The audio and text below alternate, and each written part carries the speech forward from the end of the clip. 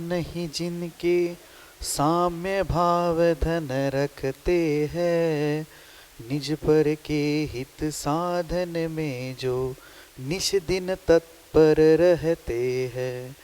स्वार्थ त्याग की कठिन तपस्या बिना खेद जो करते हैं, ऐसे ज्ञानी साधु जगत के दुख समूह को हरते हैं। बोलो पंच परमेष्ठी भगवान की जय। 1008 श्री आदिनाथ भगवान की जय। अंतिम तीर्थेश भगवान महावीर स्वामी की जय। आचार्य भगवान गुरुवर श्री विशुद्ध सागर जी महाराज की जय। मुनि श्री सुप्रभ सागर जी महाराज की जय। मुनि श्री प्रणत सागर जी महाराज की जय। जय जिन बंधु, आप यहाँ सब उपस्थित हुए हैं देश के लोकप्रिय कार्यक्रम सम्यक समाधान में। जीवन का दूसरा नाम ही है विकल्प। किसी का भी जीवन विकल्पों से ही भरा होता है और उस विकल्पों का कई शरण है, कई समाधान है, कई सम्यक समाधान है। वह साक्षात पंचम परमेष्ठी साधु परमेष्ठी के मुखारविंद से जब हम उस विकल्पों का समाधान सुनते हैं और आप तक हम यह सम्यक समाधान रूपी कार्यक्रम पहुंचा रहे हैं यूट्यूब चैनल के द्वारा, या यहाँ उपस्थित होकर आप भी इसका लाभ ले सकते हैं। जिनवानी में 4 प्रकार के स्वाध्यायों का वर्णन किया गया है और उसमें से एक स्वाध्याय का नाम है प्रक्षणा स्वाध्याय, जो हम अभी यह उपस्थित होके कर रहे हैं, जिसमें आपके मन में उठने वाले विकल्प है वह मुनिश्री तक पहुंचाए जाएंगे और वह मुनिश्री के द्वारा उनके मुखारबिंद से हम सभी लोग उसका सम्यक समाधान प्राप्त करेंगे। यह यूट्यूब चैनल सुप्रभ वॉच के माध्यम से जो आप लोग घर बैठे इस कार्यक्रम का लाभ ले रहे हैं, उसका हमें फीडबैक मिल रहा है। जो आप ये कार्यक्रम के माध्यम के या आपके उठने वाले विकल्प है, सामाजिक हो या पारमार्थिक हो या लौकिक हो, ऐसे कोई भी विकल्प आप हम तक पहुंचा सकते हैं और वो पहुंचाने उसके सम्यक समाधान मुनिषी के मुखारविंद से हम प्राप्त करते हैं। चलिए शुरुआत करते हैं आज की इस प्रक्षणा नाम के स्वाध्याय को, जिसमें मुनिश्री अपने विकल्पों का समाधान देंगे। मैं मुनिश्री के चरणों में कोटिशा नमोस्तु करता हूँ एवं मुनिश्री प्रणत सागर जी महाराज को यह विनय करता हूँ कि हे स्वामी, आज के कार्यक्रम को गति प्रदान करते हुए संचालित करें। नमोस्तु नमोस्तु नमोस्तु महाराज। ओम नमः सिद्धेभ्यो। नमो हरिहंताणं, नमो सिद्धाणं, नमो आयरीयणं, नमो अजायणं, नमो लोये ससाणं।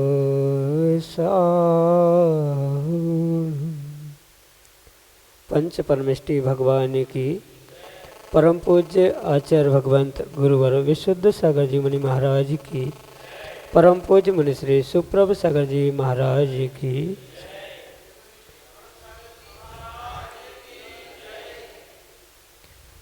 मन की निर्विकलता की प्राप्ति का वह अलौकिक विधा जो हमें निश्चित ही निराकुलता की ओर ले जा रही है, ऐसा वह कार्यकारी उपाय समीचीन विकल्पों का सम्यक समाधान, जो कि हम सभी प्रतिदिन आगम के परिप्रेक्ष्य में परम पूज्य आचार्य भगवंत गुरुवर विशुद्ध सागर जी महाराज के मंगल सुभाषित से उन्हीं के सुयुग शिष्य परम पूज्य मुनि श्री सुप्रभ सागर जी महाराज के मुखारबिंद से प्राप्त कर रहे हैं। देश के विभिन्न प्रांतों से अनेकानेक समीचीन विकल्प हम यहाँ प्रतिदिन प्राप्त हो रहे हैं और परम पूज्य मुनि श्री उनका सरल सहज और आगम के परिप्रेक्ष्य में सम्यक समाधान प्रदान कर रहे हैं। प्रारंभ करते हैं आज का सम्यक समाधान और आज का पहला विकल्प परासिया छिंदवाड़ा मध्य प्रदेश से सुदामा प्रसाद माली परम पूज्य मुनिश्री के चरणों में बारंबार नमोस्तु निवेदित करते हुए अपना समीचीन विकल्प रख रहे हैं कि महाराज जी, जब तीर्थंकर भगवान का मोक्ष गमन होता है तो उनका शरीर सब कुछ कपूर के समान उड़ जाता है, परंतु नख केश शेष रह जाते हैं, ऐसा क्यों? हमारे समीचीन विकल्प का सम्यक समाधान करने की अनुकंपा करें। नमोस्तु महाराज जी, नमोस्तु। ये परम सत्य है कि तीर्थंकर भगवान का ही नहीं अपितु किसी भी जीव का जब निर्वाण होता है वह मुक्ति को प्राप्त होता है तो उसका जो शरीर है वह कपूर की भांति उड़कर विलीन हो जाता है। पर जहाँ से वह जीव निर्वाण को प्राप्त होते हैं वहाँ पर उनके नख और केस वहीं पर पड़े रह जाते। भले ही वह नख और केस परिपूर्ण रूप से उस अंग का ही हिस्सा था या अंग रूप से ही शरीर का ही भाग था, पर फिर भी ये शेष शरीर कपूर की भांति अंतर मुहूर्त में उड़ के समाप्त हो जाता है, पर वहीं पर नख और केस पड़े मिल जाते हैं। उसके पीछे आगम ग्रंथों में आचार्य भगवान ने बहुत अच्छे से दृष्टांत रूप से हमें समझाने का प्रयास किया है कि जो नख और केस होते हैं उसमें किसी भी प्रकार से आत्मा के प्रदेश नहीं होते। समझना, जो ये शरीर है, शरीर के प्रत्येक अंग में उपांग में आत्मा के प्रदेश होते हैं। पूरे शरीर की त्वचा तक लेकर अंतरंग में आत्मा के प्रदेशों का संचरण होता है, जिसके निमित्त से हमें उसका परिपूर्ण रूप से प्रतिपल वेदन भी होता है। पर जो नख और केस होते हैं मात्र उनके जड़ में ही आत्मा के प्रदेश होते हैं, उसके ऊपर ऊपर आत्मा के प्रदेश नहीं होते। इसको समझने के लिए हम इस प्रकार से विचार कर सकते हैं, जैसे नाखून है, उन नाखून को व्यक्ति ऊपर ऊपर निकालता है तो कष्ट नहीं होता। बाल भी जो होते हैं उनको भी ऊपर से काटने पर निकालने पर दर्द कष्ट नहीं होते, क्योंकि बालों में और नाखून में मात्र जहाँ वह जुड़े हैं शरीर से, त्वचा से, भीतर से, उतने में ही आत्मा के प्रदेश है। ऊपर वाले नाखून में आत्मा के प्रदेश है ही नहीं है, और बाल जो जड़ से, त्वचा से ऊपर निकला है उसमें भी आत्मा के प्रदेश नहीं होते। और जिसमें आत्मा के प्रदेश नहीं होते हैं वह कपूर भांति नहीं उड़ता है, अपितु वह शेष रूप से यही बचा रह जाता है, जिस कारण से तीर्थंकर आदि भगवंतों के जो मुक्ति को प्राप्त करते हैं उनकी उस बाकी शरीर को छोड़ते हुए मात्र जो नख और केस है जिसमें आत्मा के प्रदेश नहीं होते हैं, ऐसे वह नाखून और केस वहीं पर पड़े मिल जाते हैं। शेष जहां आत्मा के प्रदेशों का संचरण होता है, अस्तित्व होता है, ऐसे शेष सभी शरीर के अवयवों को कपूर के भांति उड़कर नष्ट होने की व्याख्या आगम ग्रंथों में प्राप्त होती है। उसके पीछे आगम के प्रमाण के साथ साथ सीधा सा तर्क इतना है, आत्मा के प्रदेशों का होना और ना होना। नख और केस में आत्मा के प्रदेश नहीं होते, मात्र उनके जड़ों में होते हैं। तो जैसे ही वह शरीर विगलित हो गया, वह जड़ से नाखून का भी संबंध, बालों का भी संबंध टूट गया, जिस कारण से वहाँ परिपूर्ण रूप से वे नख और केस जमीन पर पड़े मिल जाते हैं। शेष शरीर उन तीर्थंकर भगवंत आदियों का कपूर के भांति उड़ जाता है। यही आपके लिए सम्यक समाधान। अगले समीचीन विकल्प के लिए मेहरौनी उत्तर प्रदेश से हमारे सामने हैं अनंत कुमार जैन अपने समीचीन विकल्प के साथ। नमोस्तु महाराज जी। महाराज जी, मैंने अभी वर्तमान में देखा है कि बड़ी बड़ी शादियां होती हैं और वो जाका के मांसाहारी होटलों में शादियां होती हैं और सभी समाज के लोग बुलाए जाते हैं और वही रात्रि में शादियां होती हैं। तो इसमें क्या किया जाए? और ऐसी शादियों में ना जाएं तो कहते हैं कि वो हमारे रिश्तेदार आए नहीं हैं, क्या बुराई है? तो नहा वहाँ पे कैसा कोई, जैसे अपन घर में भी आलू प्याज बनता है महाराज जी, तो कभी कभी धोखे से आलू की चम्मच लौकी में चली जाती है, लेकिन वहाँ पे तो मांसाहार बनता है और ऐसे होटलों में कहाँ तक शुद्धि हो पाएगी? आगे इस समाज के लिए मार्गदर्शन और समाज का क्या होगा? नमस्ते महाराज। अनंत जी, संसार में और समाज में अनंत समस्याएं प्रतिदिन और प्रति समय सामने आती रहती है और मिटती रहती है। ये वर्तमान में जितनी भी विपरीतताएं दिख रही है, मात्र और मात्र जीव के व्यक्तिगत जो दिखावे के परिणाम हैं, या मायाचारी या अपने आप को मैं बहुत बड़ा आदमी हूँ, ये जो दिखाने के परिणाम चल रहे हैं, इसी कारण से डिस्टेंस वेडिंग हो या और भी जो ऐसे स्थानों पे शादी विवाह किए जा रहे हैं जो कि एक जैन कुल, जैन परिवार के लिए किंचित भी शोभनीय कार्य नहीं है। जबकि आप अन्यत्र जाके देख लेना, उन लोगों को तो पता है कि जैन समाज रात्रि भोजन नहीं करती है या ऐसी अनर्गल प्रवृत्ति नहीं करती।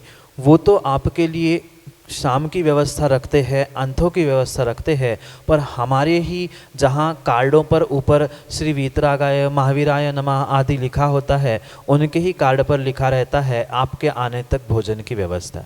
ये समाज की व्यक्तिगत विसंगतियां हैं जो कि व्यक्ति इसे आज नहीं समझ रहा है, पर कल पक्का है कि इसके विषय में समाज को बैठकर कहीं ना कहीं निर्णय करने की आवश्यकता है। ऐसे कई सारे सामाजिक स्थान हैं या ऐसे कई सारे नगर हैं जहाँ पर हम हो आए, वहाँ समाज ने एक साथ होकर निर्णय किया है जो व्यक्ति रात्रि में विवाह कराते हैं, करते हैं या जाते हैं, उनको समाज से बहिष्कृत किया जाता है या अन्य भी उसके लिए कुछ प्रायश्चित दंड के स्वरूप में व्याख्यान प्राप्त उन्होंने अपना एक संविधान बना लिया है।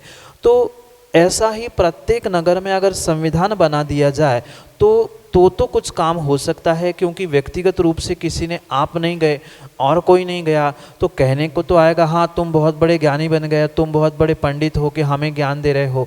पर यही अगर सामूहिक रूप से हमने निर्णय कर लिया कि नहीं, कि ऐसा कार्य हमारे नगर में तो कम से कम नहीं होना चाहिए, तो उसके विषय में सामूहिक रूप से समाज को, कमेटी को, सामाजिक संगठनों को मिलकर कुछ अपील करने की आवश्यकता है। जब तक कोई अपील नहीं होगी, जब तक कोई कहने वाला नहीं होगा, तब तक करने वाला अपने मस्ती से ही करता रहेगा। ये बहुत बहुत चिंतनीय और विचारणीय विषय है कि वर्तमान में ऐसी स्थिति है तो आने वाले समय में समाज का और आने वाले समय में उन सभी जीवों का क्या होगा, ये बहुत विचारणीय विषय है। क्योंकि आज उसके विषय में कल क्या होगा ये कहना केवली गम्य ही विषय है, उनके ज्ञान में भले ही झलका है, पर हमें एक सम्यक पुरुषार्थ और एक सम्यक अपील तो कम से कम करनी चाहिए। जिसका जो होगा, जिसका जैसा पुण्य है आनंद जी, वो वैसा होगा, ये पक्का है। पर कम से कम कल ये कोई कहने वाला नहीं हो कि हमें समझाने वाला ही कोई नहीं था, हमें पता ही नहीं था कि यहाँ ऐसा मिलता है। तो कम से कम सामूहिक रूप से, व्यक्तिगत रूप से कभी भी कार्य सिद्ध नहीं होगा। सामूहिक रूप से सामाजिक संगठन है, सामाजिक कमेटियां है या पूरी समाज है, उनको एक अपील करने की आवश्यकता है। ऐसा कार्य अगर कोई करता है तो उसे समाज से बहिष्कृत किया जाएगा या अन्य भी प्रकार की दंड व्यवस्था रखने की आवश्यकता है। तो कुछ ना कुछ अंकुश अवश्य लगेगा। ये भी परम सत्य है, जिनको नहीं मानना है वो नहीं मानेंगे और करना है तो आपका नगर छोड़ के दूसरी जगह जाके करेंगे, ये भी परम सत्य है। पर कम से कम जो आज खुलेआम हो रहा है उसमें कुछ ना कुछ 50% तो बंधन अवश्य ही बन जाएगा। अन्यथा समाज का और उन व्यक्तिगत जीवों का क्या होगा वो भगवान और केवली और कर्म की व्यवस्था ही समझा सकती है, अन्य कोई भी उसके विषय में नहीं समझा सकता। क्योंकि सामान्य रूप से भी जहाँ वेज नॉन वेज एक साथ मिलता है या ऐसा व्यक्ति जो उस नॉनवेज आदि खाने वाला है वो धोखे से माँ घर में आकर भोजन कर जाता था, थाली छू लेता था, तो माँ कहती थी बर्तन को अगिया लो। उसे अग्नि में डाले बिना वो बर्तन भी साफ नहीं होता था।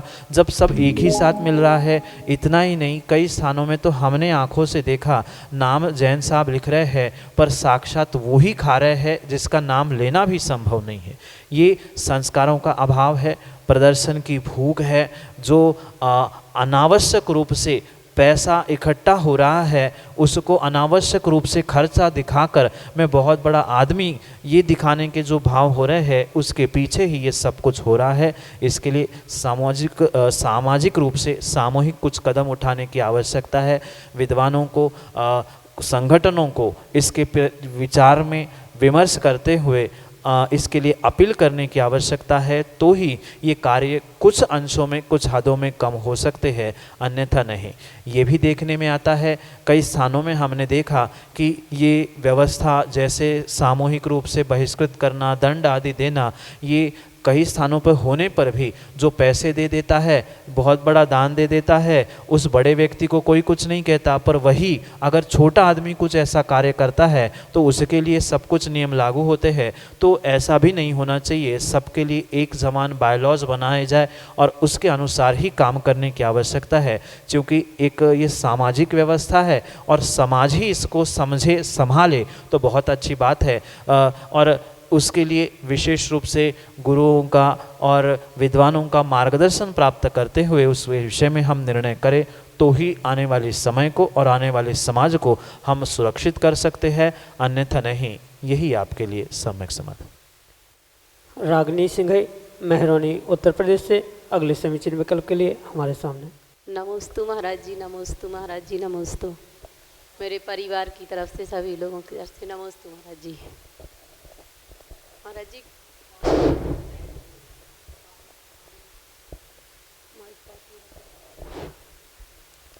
वैसे महाराज जी निश्चित है कि 45 भाव मनुष्य योनि के मिलना है, उसमें स्त्री पुरुष नपुंसक के जो निश्चित हैं उन पर्यायों में कैसे वो किया जाए कि मतलब आगे की पर्याय अच्छी हो जाए, ये हमारी मम्मी का प्रश्न है माता जी। महाराज जी नमोस्तु महाराज जी, नमस्ते। माँ ये परम सत्य है, मनुष्य पर्याय के भाव भले ही निर्धारित है, पर ये कहना कतई संभव नहीं है कि हमारा अभी कौन सा भाव है और उसकी गणना किस प्रकार से की जाए, ये किसी छद्मस्त का विषय नहीं है। इसके विषय में कोई अवधि ज्ञानी या केवल ज्ञानी मुनिराज के ही पास पहुंचने की आवश्यकता है, जो कि हमारे लिए परिपूर्ण रूप से इसके विषय में सत्यता का बोध करने वाला हो सकता। वर्तमान में इस भरत क्षेत्र में कोई अवधि ज्ञानी, मनःपर्य ज्ञानी या केवली ज्ञानी नहीं होने के कारण से उसके विषय में हम पक्का निर्धारण नहीं कर सकते कि वर्तमान में हमारा कौन सा और कैसा भाव है। पर ये हमें सोचकर कार्य करना है कि शायद यही हमारा अंतिम भाव है इस मनुष्य पर्याय का। अगर हम ये सोचें कि हमारा पहला ही है तो व्यक्ति प्रमाद से युक्त होकर सोचे अभी तो 44 और है, अभी तो 36 और है, अभी तो 10 और है, ऐसा सोचते सोचते व्यक्ति प्रमादी होते हुए ये सोचेगा कि आने वाले समय में हम कभी बन जाएंगे। पर इसके विषय में ये बहुत अच्छी बात समझने की आवश्यकता है, मात्र स्त्री पुरुष नपुंसक रूप ही नहीं अपितु जो सम्मूर्छन मनुष्य भी बनते हैं उनकी भी गणना इन भवों में की जाती है। इतना ही नहीं, जो अल्प वय में मृत्यु को प्राप्त होने वाले, गर्भ में आकर तुरंत मृत्यु को प्राप्त होने वाले भी जो जीव है उनकी भी गणना इन भवों की गणना में ही की जाती है। इसलिए में ये बहुत अच्छे से समझने की आवश्यकता है, हो ना हो यही हमारा अंतिम मनुष्य पर्याय का भव है। ऐसा अगर निर्णय करेंगे तो ही हम अपनी परिणामों की, अपनी भावों की शुद्धि कर सकते हैं, जिससे आने वाले भव के संसारों से हम बच सकते। अपने भावों की विशुद्धि के लिए, शुद्धि के लिए सबसे बड़ा उपाय कोई है तो उसका नाम है स्वाध्याय। और जब तक स्वाध्याय नहीं हो रहा है तब तक हम अपनी भावों की, परिणामों की और मन की शुद्धि कतई नहीं कर सकते। भावों की शुद्धि के लिए परिपूर्ण रूप से जितने अधिक ग्रंथों का हम स्वाध्याय करेंगे उतना ही उतना हमारा मन, हमारे भाव, हमारे परिणाम शुद्ध और विशुद्ध होते रहेंगे। क्योंकि मात्र भगवान की पूजा, जाप, व्रत, तपस्या आदि करने से किसी भी प्रकार से भावों की, परिणामों की शुद्धि हो जरूरी नहीं है। जैसे तन की शुद्धि पानी से होती है, ऐसे ही मन की शुद्धि जिनवाणी से होती है। इसलिए जो अपने भावों को निर्मल करना चाहता है वह उतना ही उतना अधिकता से, प्रचुरता से विशुद्ध भावों के साथ भगवान की जो वाणी, द्वादशांग रूप आचार्य भगवंतों ने हमें प्रदान की है, जिसे हम जिनवाणी, शास्त्र, आगम आदि आदि कहते हैं, उसका जितना विशेष अध्ययन होगा, जितना हम उससे मन लगाकर पढ़ने का प्रयास करेंगे, उतना ही उतना हमारी भावों की विशुद्धि को हम प्राप्त करेंगे। और जहाँ भावों की विशुद्धि है वही सर्वाधिक कर्मों की निर्जरा होने की भी संभावना हो सकती है। इसलिए कर्मों के निर्जरा होने से ही जीव भव के दुखों से दूर होता है, भवों की गणना को कम करता है। इसलिए सर्वोत्कृष्ट कार्य भावों की विशुद्धि के लिए स्वाध्याय है, जो कि आने वाले भवों को बचाते हुए या आने वाले भवों में हमारी रक्षा करते हुए, कर्मों के निर्जरा करते हुए हमारा आत्म कल्याण करने के लिए कार्यकारी उपाय हो सकता है। यही आपके लिए सम्यक समाधान। आशु जैन, पारोल, मेहरौनी, उत्तर प्रदेश से अगले समीचीन विकल्प के लिए हमारे सामने। मुनिद्वय के चरणों में नमोस्तु।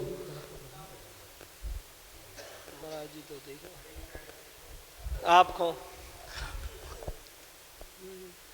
नमोस्तु महाराज जी। महाराज जी, कर्तव्य और जिम्मेदारी में क्या अंतर है? सामान्य रूप से देखा जाए तो जिम्मेदारी और कर्तव्य एक समानार्थी शब्द के रूप में ही स्वीकार किए जाते हैं। लगभग जो प्रचलन में आता है शब्दों का प्रयोग, वही सामान्य रूप से उसका अर्थ नहीं होता, पर उसको बहुत गहराई से समझने की आवश्यकता है। अगर जिम्मेदारी और कर्तव्य एक ही होते तो दो शब्द क्यों बनाए गए, और दो शब्द है तो उनका एक सा ही अर्थ एक बिल्कुल समान हो, ऐसा भी संभव नहीं है। इसलिए कुछ ना कुछ अंतर है, पर फिर भी सामान्य रूप से लौकिक जो लोग इसको समान रूप से ग्रहण करते हैं कि घर गृहस्थी चलाना, माता पिता को संभालना, ये हमारा कर्तव्य है, जबकि ये कर्तव्य नहीं है, अपितु ये जिम्मेदारी है। कर्तव्य तो धर्म के परिप्रेक्ष्य में हमें समझने की आवश्यकता है। जो धर्म की क्रिया कही गई है, जिसे सामान्य रूप से दान, पूजा, स्वाध्याय, तप आदि की अपेक्षा से जिसे 6 आवश्यक कहा जाता है, वे 6 आवश्यक एक श्रावक के लिए कर्तव्य के रूप में स्वीकार किए जाने चाहिए। और घर की, परिवार की, समाज की जो व्यवस्था रूप एक आपके प्रति या आपका उनके प्रति जो कुछ करने का, कार्य करने का जो भी व्यवस्था रूप आपको जिम्मेदारी सौंपी गई है या कर्तव्य कहा गया है, तो उसको जिम्मेदारी के रूप में स्वीकार करने की आवश्यकता है। लगभग ये प्रचलन में चला आ रहा है कि एक ही शब्द के अनेक शब्दों का प्रयोग समान रूप से हम कर लेते हैं, पर वास्तविकता वैसी नहीं है। जिम्मेदारी एक सांसारिक लौकिक रूप से स्वीकार की जाती है और कर्तव्यों को पारलौकिक रूप से स्वीकार किया जाता है। बहुत सारे आगम के ऐसे शब्द हैं जिनको हमने वास्तविकता का अर्थ ना समझने के कारण से कुछ शब्दों को हमने पूर्ण रूप से छोड़ ही दिया है। कुछ शब्द ऐसे रूढ़ज हो चुके हैं, मतलब रूढ़ी में आ चुके हैं कि उसके अलावा हमें उसका अर्थ ही नहीं पता। जैसे मंदिर में, प्राचीन मंदिरों में, प्राचीन वेदियों के सामने आपने देखा होगा एक बहुत बड़ी बलिपीठ होती थी। तो बलिपीठ का अर्थ क्या है? बलि का अर्थ मात्र किसी जीवों की हिंसा करना ही नहीं है, अपितु बलि का आगम में अर्थ नैवेद्य है। जहाँ नैवेद्य आदि अष्टद्रव्य चढ़ाए जाते हैं, वो जो सामने का चबूतरा होता है उसे बलिपीठ कहा जाता है। पर हमने बलि किसे समझा? जो जीवों की हिंसा होती है उसे ही बलि समझा। ऐसे ही अनेक शब्द हैं जिनका वास्तविक अर्थ न समझने के कारण जो रूढ़ होता गया, उन्हीं रूढ़ी में हम उनका अर्थ करते रहे और उसी में ही हम समझते रहे। जैसे कि एक शब्द है व्यसन। व्यसन का अर्थ मात्र दुर्व्यसन नहीं है। जो सप्त व्यसन कहे जाते हैं वे दुर्व्यसनों की श्रेणी में आते हैं। व्यसन का शाब्दिक अर्थ अगर समझे तो मात्र सतत करने की जो आदत है उसे व्यसन कहा है। वह दुर्व्यसन भी हो सकता है, सद्व्यसन भी हो सकता है, पर हमने उसे रूढ़ियों में, दुर्व्यसनों में ही ग्रहण किया। ऐसे ही जिम्मेदारी और कर्तव्य वास्तविकता में कुछ कुछ अंशों में भिन्न हैं, पर लौकिक भाषा में, वर्तमान की बोली चाली में, रीति रिवाजों में उसको एक साथ जोड़ते हुए समान ग्रहण किया जाता है। पर जो घर की, गृहस्थी की या सामाजिक रूप से जो करने योग्य कार्य है उनको जिम्मेदारी कहा। जैसे कि माता पिता की सेवा कर लेना, धर्म आयतनों की सेवा कर लेना, ये हमारी जिम्मेदारी है। जो आने वाली संतान है, आने वाली पीढ़ी है, उनको संस्कारित करना, उनके लिए शिक्षा प्रदान करना, ये आपकी जिम्मेदारी है। पर इसके साथ साथ सुबह उठकर पूजा करना, अभिषेक करना, निर्ग्रंथों को दान आदि दे देना, स्वाध्याय करना, तप करना, ये आपके लिए स्वयं के लिए कर्तव्य कहे गए हैं। कुछ अंशों में जिम्मेदारी और कर्तव्य भले ही अपने स्वयं से ही संदर्भित हो, पर दोनों का क्षेत्र भिन्न भिन्न होने से हमें उसे दोनों को भिन्न भिन्न प्रकार से समझने की आवश्यकता है। सीधा सा अंतर अगर करना है तो जिम्मेदारी लौकिक सांसारिक होती है और कर्तव्य पारलौकिक और धार्मिक होते हैं। इतना ही उसके अभिप्राय से, उनकी क्रियाओं से ही अंतर किया जा सकता है, क्योंकि जिम्मेदारी में भी दूसरे की सेवा होती है, कर्तव्यों में भी दूसरे की सेवा होती है, पर कर्तव्य में गुरु की सेवा आएगी और जिम्मेदारी में माता पिता की सेवा आएगी। तो इतना ही उसका अभिप्राय, उसकी दृष्टि के कारण से अंतर किया जा सकता है। सामान्य रूप से बोली चाली में समान होने पर भी कथनचित उसमें यही अंतर है, जो कि आपके लिए सम्यक समाधान से। अगले समीचीन विकल्प के लिए मेहरौनी उत्तर प्रदेश से हमारे सामने हैं अमित भाई जी अपने समीचीन विकल्प के साथ। नमोस्तु महाराज जी, नमोस्तु महाराज जी, नमोस्तु महाराज जी। वर्तमान में जो हमारे ही भाई बंधु धर्म के सम्यक पथ को छोड़कर पंथवाद में उलझकर गुरुओं में ही भेद करके समाज में मतभेद करते हैं, इससे आने वाले समय में क्या दुष्परिणाम होंगे?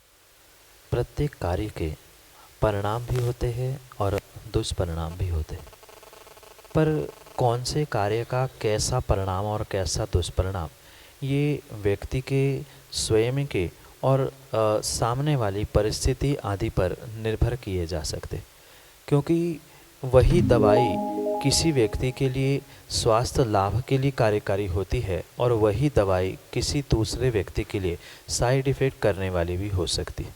सामने वाले की प्रकृति, वर्तमान की परिस्थिति आदि आदि सब कुछ समझकर उसके परिणाम और दुष्परिणाम समझने की आवश्यकता है।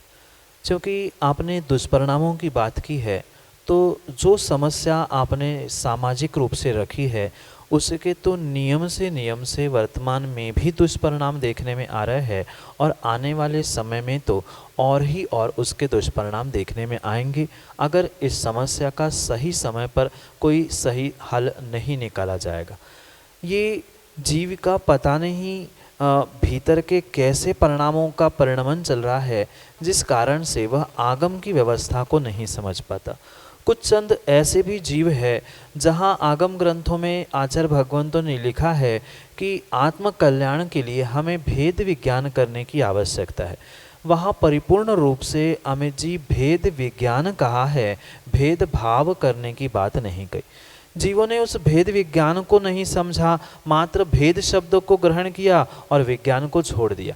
वहाँ भेद विज्ञान अपने आत्मा और अपने शरीर से करना है, ना कि किसी भी प्रकार से, किसी भी पंथ, किसी भी आमना, किसी ग्रंथ या निर्ग्रंथों में भेदभाव करने की आगम में किसी भी प्रकार की व्याख्या नहीं है। जब ये व्यवस्था आज की नहीं अपितु प्राचीन काल से आचार्य भगवान समझाते हैं। आचार्य भगवान ने सबसे उत्कृष्ट और सबसे मूल रूप से अगर कोई मंत्र दिया है तो उसका नाम है नमोकार महामंत्र, और उस नमोकार महामंत्र को ही समझाते हुए आचार्य भगवान ने पूरे द्वादशांग का सार मात्र उन 5 पदों में समाविष्ट कर दिया। भले ही उन्होंने नमोकार के आखिरी पद में नमो लोए सव्व साहुणम इस पद को लिखा है, पर वहाँ नमो लोए सव्व ये सभी पदों में लगाने की आवश्यकता है, क्योंकि ये अंतदीप में मंत्र को छोटा करने के लिए एक ही स्थान पर लिखा है। वास्तविकता में मंत्र तो नमो लोए सव्व अर्हंताणम, नमो लोए सव्व सिद्धाणम, नमो लोए सव्व आयर्याणम, नमो लोए सव्व उवज्जायणम और नमो लोए सव्व साहुणम, इस प्रकार से। और उसको संक्षिप्त में लिखने के लिए उन्होंने एक ही पद में नमो लोए सव्व इस प्रकार को कहते हुए उसका हमारे लिए सूत्र रूप से प्रदान करने का पुरुषार्थ किया। इसलिए ये समझे कि भेद विज्ञान करना भिन्न विषय है और भेदभाव करना ये भिन्न विषय। भले ही आज उन जीवों को ये समझ में नहीं आ रहा है कि हम क्या करने जा रहे हैं, पर इसके बहुत बड़े दुष्परिणाम अवश्य ही समाज के सामने, सभी देशवासियों के सामने अवश्य ही देखने में आ जाएंगे। क्योंकि सीधी सी बात है, आज आप अपने बच्चों को जो सिखाओगे कल वही कोई नहीं मिलेगा तो वह आपके ही साथ वह नीतियाँ, वह आपके ही साथ खेल खेलेंगे जो कि आपने बचपन में उनको सिखाए थे। आज भले ही जो भव्य जीव अपने आप को मानते हैं, ऐसे वह भव्य जीव हो अभव्य हो वो उनका विषय है, पर जो भी ऐसी राजनीति या भेदभाव के कार्य करते हैं, नियम से उनको कर्मों का तो आश्रय हो ही रहा है, पर साथ में जिस प्रकार की वह शिक्षा आने वाली पीढ़ी को या आने वाली समाज को दे रहे हैं, उसका दुष्परिणाम सबसे पहले उनके अपने निजी घर में और फिर समाज में भी भोगने को मिलेगा। क्योंकि भले ही आप देश भर नहीं घूमे हैं, पर हम देश भर घूमते हुए पूरे नगरों का भ्रमण करते करते, विहार करते करते कई सारे ऐसे दृष्टांत हमने आंखों के सामने देखे हैं। जितने जितने जीव ऐसे भेदभाव करते हुए जीते थे, आज वे बेचारे दर दर की ठोकरें खाते हुए सबके सामने घूमते हुए देखने में आ रहे। इसलिए जिनको स्वयं का चाहते हैं या समाज का भी जो हित चाहते हैं, उनको इन मतभेदों से और भेदभाव से दूर होते हुए नमो लोये सव्व साहुणम रूपी उस महामंत्र को स्वीकार करने की आवश्यकता है। पर ये भी बात अवश्य समझे, समझ में उसे ही आएगा जिसके पास समय और पुण्य की सत्ता होगी। जिसके पास समझ नहीं है, जिसके पास पुण्य नहीं है, जिसका उपादान निर्मल नहीं है, उनको कोई भगवान भी नहीं समझा सकता। मारीची के सामने साक्षात प्रथम तीर्थंकर थे, उन्होंने भी खूब समझाने का प्रयास किया था, पर बेचारा वह मारीची भी अपने अहंकार के कारण जो वहम कर बैठा था, उसके कारण से ही वह सत्य को पहचान नहीं पाया। यही जीव इन कारणों से परिपूर्ण रूप से मतभेद या भेद की राजनीति करते हैं, डिवाइडर रूल ऐसी पॉलिसी प्राप्त करते हैं जो अपने भीतर अहम और वहम को पालते हैं। जिनके भीतर अहंकार है वो ही गलत फहमियों के शिकार होते हैं, वहम के शिकार होते हैं, और जिस कारण से स्वयं भी और दूसरे को भी, समाज को भी गड्ढे में डालने का पुरुषार्थ करते हैं। दुष्परिणाम तो कहे नहीं जा सकते। अनगिनत रूप से जीव किस प्रकार से, किस अभिप्राय से कार्य कर रहा है, उस प्रकार से उसको उसके दुष्परिणाम भोगने ही मिलेंगे। इतना ही नहीं, आगम में तो आपने साक्षात देखा सुना है, एकमात्र जीव ने मुनिराज पर उपसर्ग किया था, 700 ने तालियां बजा के अनुमोदना की थी, 701 कुष्ठी हुए थे। एकमात्र रानी ने मुनिराज की निंदा की थी, अंतर मुहूर्त में उसे कुष्ठ कर्म से, कुष्ठ रोग से पीड़ित होना पड़ा।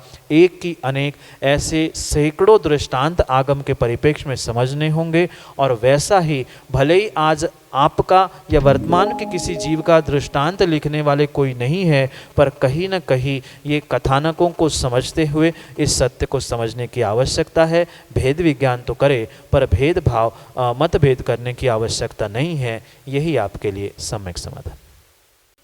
जय जिन बंधु, आप हम सभी लाभ ले रहे थे लोकप्रिय कार्यक्रम सम्यक समाधान का। 8707548811 यह नंबर है। इस नंबर पर आप व्हाट्सएप के द्वारा अपने विकल्प हम तक पहुंचा सकते हो। आप फ़ोटो खींच के या टेक्स्ट से या अपने ऑडियो मैसेज के द्वारा व्हाट्सएप पे आप अपने विकल्प हम तक पहुंचा सकते हो। विकल्पों को एकत्रित करके मुनिश्री के द्वारा सम्यक समाधान आपको प्रदान किया जाएगा। आजकल के इस टेक्नोलॉजी के युग में हर एक के हाथ में स्मार्टफोन है, और स्मार्टफोन पे यूट्यूब ऐप इंस्टॉल्ड है। यूट्यूब पे जाके सुप्रभ उवाच सर्च करना है आपको। सुप्रभ, सागर मुनि महाराज जी का नाम सुप्रभ, उवाच वाणी का समानार्थी शब्द उवाच, सुप्रभ उवाच, यह आपको यूट्यूब में सर्च करना है और आपको सुप्रभ उवाच चैनल मिल जाएगा। उस चैनल को सब्सक्राइब करिएगा और उसके सामने जो बेल आइकन है उसको ज़रूर दबाएगा। इसके द्वारा यूट्यूब के जो भी अपलोड्स होते हैं, मुनिश्री के जो कविताएं हैं, जो प्रवचन हैं, जो पहले ग्रंथ में टीकात्मक प्रवचन है, यह सब यूट्यूब चैनल पे एक साथ उपलब्ध है। आप घर बैठे ही मुनिश्री के प्रवचन का लाभ यूट्यूब चैनल के माध्यम से ले सकते हैं। प्रतिदिन शाम को 7:40 पे जिनवानी टीवी चैनल पे, जी हाँ ठीक सुना आपने, शाम को 7:40 पे जिनवानी टीवी चैनल पे मुनिषी के प्रवचन प्रतिदिन आते हैं। और यह जो आज तक ऐसा ग्रंथ, अद्भुत ग्रंथ शिवकोटि स्वामी महाराज विरचित रत्नमाला ग्रंथ जो आज तक उजागर नहीं हुआ था, उस ग्रंथ पे मुनिषी ने अपने ओजस्वी वाणी से प्रवचन रूपी जो अमृत हमें प्रदान किया है, उसका प्रसारण शाम को 7:40 पे जिनवा टीवी के माध्यम से होता है। अब घर बैठे ही रत्नमाला इस ग्रंथ का स्वाध्याय भी कर सकते हैं और मुनिषी के प्रवचन का लाभ भी ले सकते हैं। शेष आप ऐसे इस कार्यक्रम से जुड़ते रहना। यूट्यूब पे शाम को 5:13 पे, जी हाँ, शाम को 5:13 पे यह सम्यक समाधान कार्यक्रम प्रसारित होता है। आप देखना ना भूलें और ऐसे ही नाविन्यपूर्ण कार्यक्रम लेके हम आप तक जरूर पहुंचाते रहेंगे। आप ऐसे सुप्रभात से जुड़े रहें। मैं आप सबको यहीं से जय जिनेंद्र करते हुए मुनिषी के चरणों में नमोस्तु करते आज के कार्यक्रम को यहीं पे विराम देते हैं। नमोस्तु नमोस्तु नमोस्तु।